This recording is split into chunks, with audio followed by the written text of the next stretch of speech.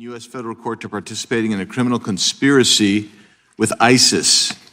That conspiracy contributed to the deaths of U.S. service members fighting in Syria during Operation Inherent Resolve.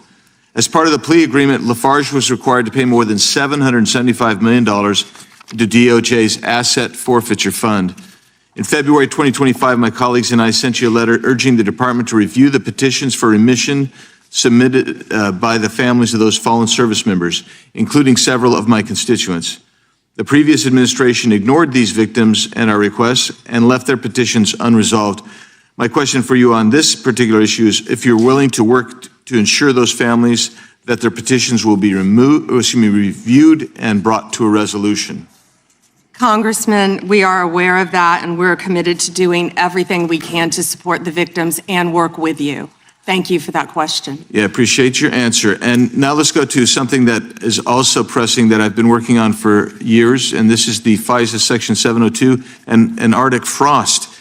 In January 2025, you testified before the U.S. Senate and agreed with Senator Lee that, quote, anytime an American citizen's private communications are intercepted or stored, whether through incidental collection or otherwise, those communications should not be searched without some showing of probable cause, close quote. You still hold that view today, I assume? Yes. And during the most recent FISA reauthorization, I offered an amendment to establish a clear warrant requirement for searches of Americans' data while preserving every publicly cited operational exception, including emergencies, defensive queries, cybersecurity threats. And my intent was to ensure the Department of Justice could continue to keep Americans safe while also ending warrantless searches of U.S. persons' data. Are there any additional circumstances or exceptions that you believe must be included to ensure DOJ can continue to operate effectively while still protecting American citizens' data and privacy? Yeah, Congressman, we are committed to working with Congress to uncover weaponization and other misconduct by Jack Smith, by others, Arctic frost, everything that happened under the past administration. And we are committed to working with you on that. And we are working with Chairman Jordan, with the House Intel, with all of our my fellow cabinet members on resolving that issue. Well, thank you. And I'm glad you brought up Arctic frost because Section 702 was used in the Arctic frost investigation. It was. And information derived was used by Special Counsel Jack Smith.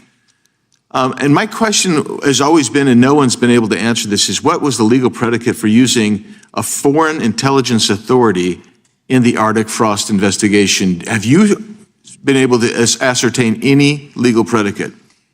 Congressman, what I can tell you today is that has been referred to my office. I can't discuss anything regarding that because it is very active and ongoing. And you probably can't answer this one either, but I really want to know if Section 702 queries related to that matter involved members of Congress, which we know at some level it did, congressional staff, which we know at some level did.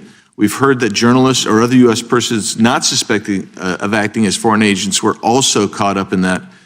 Can you answer that question and say whether queries did cover all those groups I just identified?